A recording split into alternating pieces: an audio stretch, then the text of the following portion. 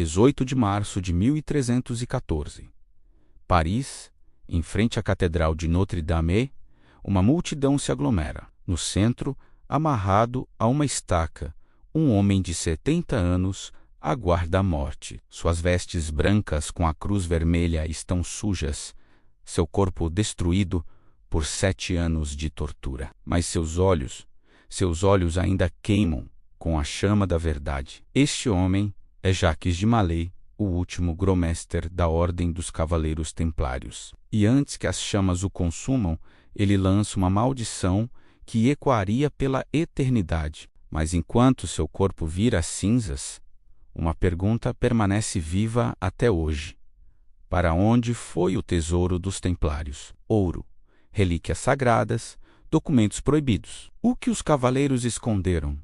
E quem levou esse segredo para o túmulo? O tesouro dos Templários, a lenda que desafia a história. Para entender o tesouro, precisamos entender quem eram esses homens. A Ordem dos Pobres Cavaleiros de Cristo e do Templo de Salomão foi fundada em 1119, após a Primeira Cruzada. 9 cavaleiros franceses liderados por Hugo de Pallens juraram proteger os peregrinos que viajavam para Jerusalém. O rei Balduíno II lhes concedeu quartéis no Monte do Templo, exatamente onde teria existido o Templo de Salomão. Daí veio o nome Templários. Em 1129, no Concílio de Troyes, a ordem foi oficialmente reconhecida pela Igreja. Com o patrocínio de São Bernardo de Claraval, os Templários se tornaram os guerreiros de elite da cristandade.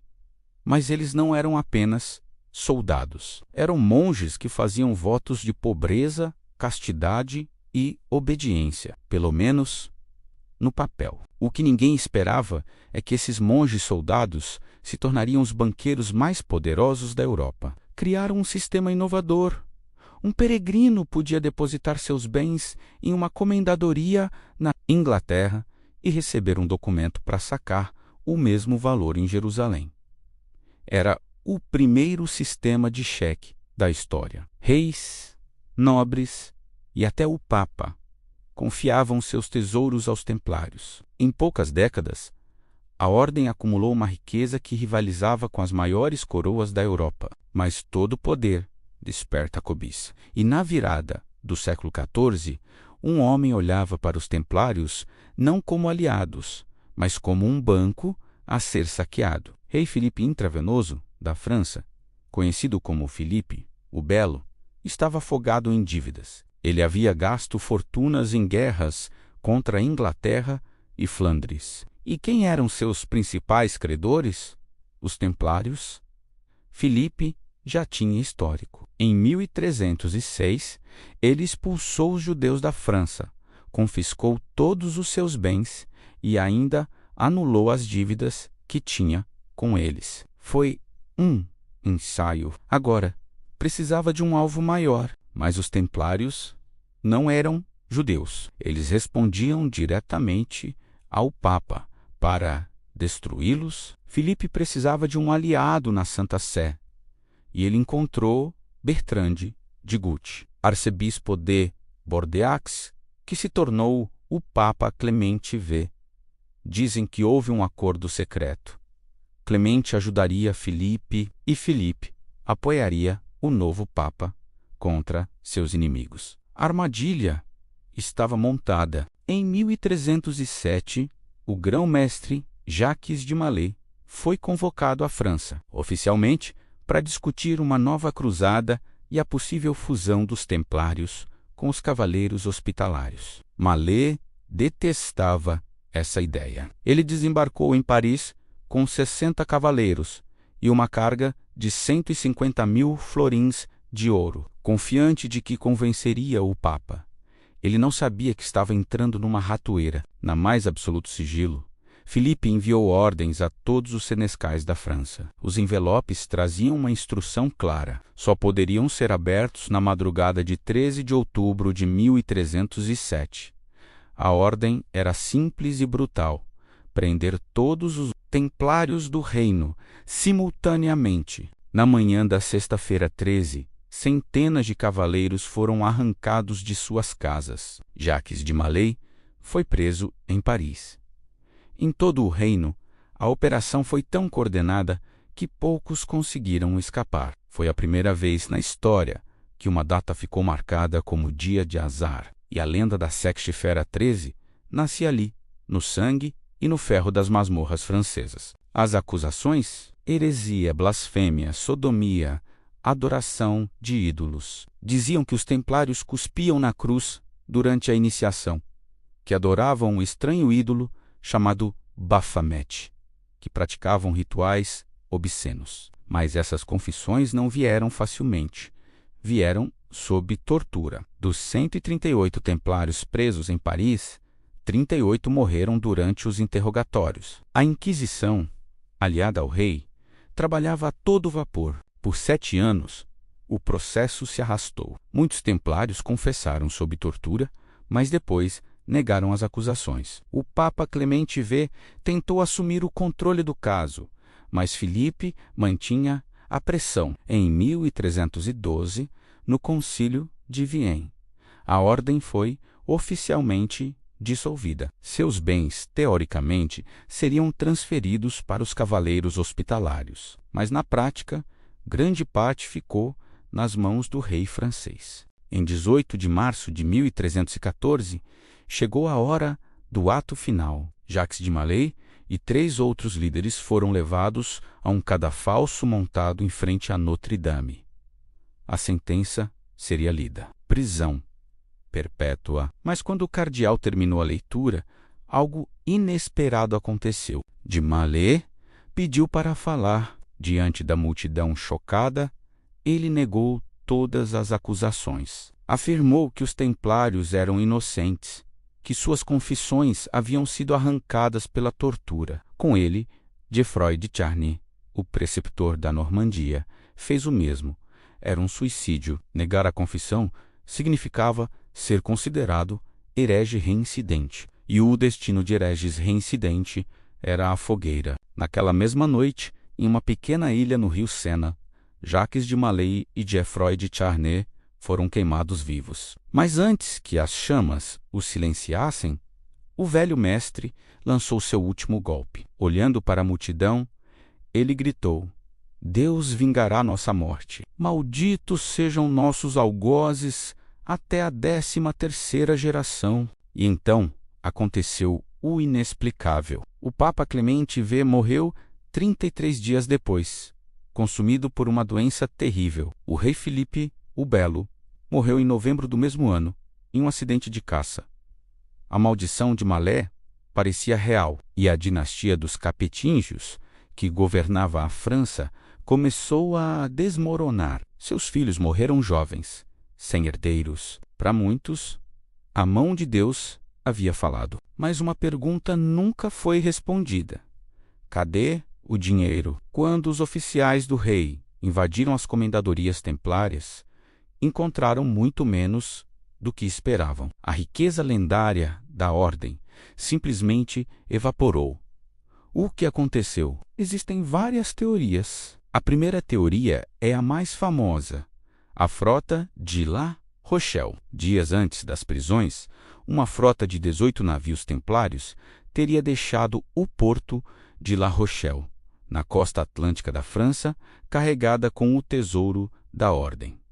Para onde foram? Ninguém sabe ao certo. Um dos destinos possíveis é a Escócia. Na época, a Escócia estava em guerra com a Inglaterra e havia sido excomungada pelo Papa.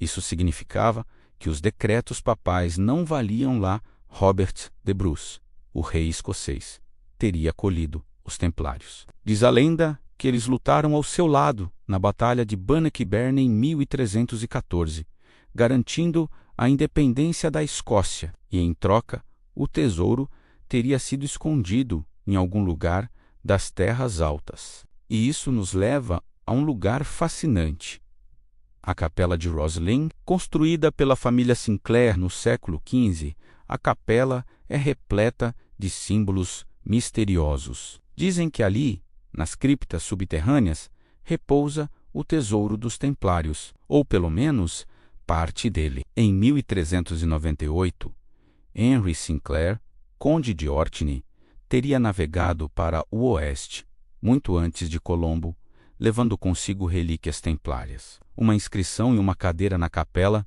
diz: Tu Arcádia, 1398. Arcádia, Acádia, Nova Escócia. A coincidência é intrigante, e isso nos leva a Oak Island, na Nova Escócia. Desde o século XVIII, caçadores de tesouros escavam um poço misterioso na ilha, conhecido como Money Pit. A estrutura é complexa, com camadas de terra, madeira e sistemas de inundação para afogar escavadores. Muitos acreditam que foram os templários que construíram isso para proteger seu tesouro. Seria Oaksland o local onde repousa o ouro de Salomão, mas talvez o verdadeiro tesouro não fosse ouro. Os templários passaram quase 200 anos instalados no Monte do Templo. O que eles encontraram nas escavações sob as ruínas do Templo de Salomão? Documentos, relíquias, a Arca da Aliança, o Santo Graal. Teorias sugerem que os templários descobriram algo que poderia abalar os alicerces da igreja. Talvez documentos que provassem que Jesus não morreu na cruz ou que ele teve filhos com Maria Madalena. Essas ideias foram popularizadas em livros como O Código da Vinci, Santo Graal, a Linhagem Sagrada. Se isso for verdade, o tesouro dos templários não era material, era conhecimento proibido, algo tão perigoso que precisava ser escondido para sempre. E a acusação de adoração ao ídolo Baphomet? Para alguns estudiosos, Baphomet era uma corruptela de Mahomet, ou seja, Maomé. Para outros, era um símbolo gnóstico, um conhecimento secreto trazido do Oriente. Os templários teriam se corrompido com o contato com as culturas islâmica e judaica, ou teriam encontrado nelas verdades que a igreja não queria revelar. Enquanto na França, os templários eram queimados. Em Portugal, a história foi diferente. O rei Dom Daines, sabiamente, não acatou as ordens de prisão. Ele negociou com o Papa a criação de uma nova ordem, a Ordem de Cristo. Os cavaleiros templários portugueses simplesmente trocaram de uniforme. A cruz vermelha dos templários deu lugar à cruz da Ordem de Cristo, que mais tarde ornamentaria as velas das caravelas portuguesas. E se o tesouro templário financiou os descobrimentos? É uma teoria tentadora. O infante D. Henrique, o navegador, era grão-mestre da Ordem de Cristo. Os navegadores portugueses usavam a cruz da Ordem. Teria o conhecimento secreto dos templários guiado os portugueses pelos mares? Teria sido o tesouro usado para financiar a expansão marítima? Em Tomar Sede da Ordem de Cristo, a simbologia templária está por toda parte. A janela do capítulo, no Convento de Cristo, é uma obra-prima do estilo manilino, repleta de elementos esotéricos. Seria Tomar o verdadeiro esconderijo do conhecimento templário? Ou apenas um monumento à sua memória? Mais de 700 anos se passaram. Os cavaleiros templários foram destruídos, queimados, amaldiçoados, mas sua lenda nunca morreu. Caçadores de tesouros ainda escavam Oakisland. Historiadores ainda debatem o conteúdo dos pergaminhos de Chinan encontrados no Vaticano, que parecem absolver a ordem das acusações de heresia. A maldição de Malei ainda ecoa. O tesouro dos templários pode nunca ser encontrado, mas talvez esse seja o verdadeiro legado. O mistério, a busca, a lenda. E se você pudesse escolher, o que preferia encontrar? Ouro e joias, ou um segredo capaz de mudar a história? O que você acha? Os templários eram hereges ou vítimas da ganância de um rei? O tesouro existe ou é apenas lenda? Deixa nos comentários sua teoria e não se esqueça de se inscrever no canal para mais histórias como esta. Até a próxima!